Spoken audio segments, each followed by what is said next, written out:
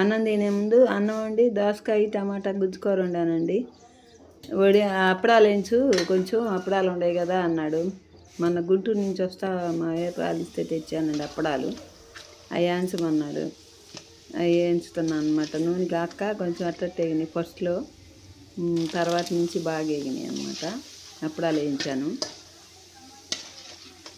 అప్పడాలు వేయించి అన్నం పెట్టన్నాడు. అయిపోయినాయి అనమాట అప్పడాలు వేయించటం. అప్పడాలు కానీ వడియాలు కానీ బాగా ఇష్టమండి. అన్నం తినేటప్పుడు వేయించమంటాడు. అదేమో పచ్చడి, అది పెరుగు, అదేమో దోసకాయ కూర, అదేమో అన్నం.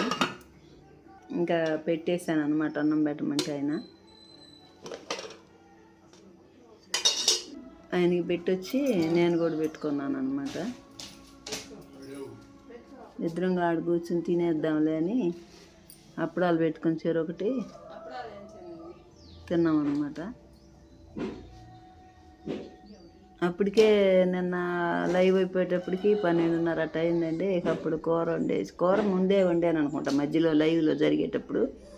ఇంకా కూర వండేసి అప్పడాలు వేయించి అన్నం పెట్టమంటే పెట్టాను అనమాట. మేమిద్దరం తినేసాము. నిన్న పెందలాడ తిన్నామండి. నిన్న కాసేపు పడుకున్నాను అనమాట. మళ్ళీ లైవ్ పెట్టేలోపు చాలాసేపు పడుకున్నాను నిన్న. రోజైతే అంత టైం ఉండదు. బాయ్ అండి.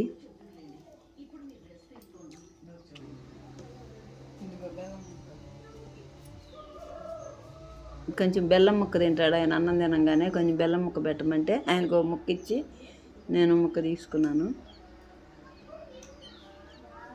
బాయ్.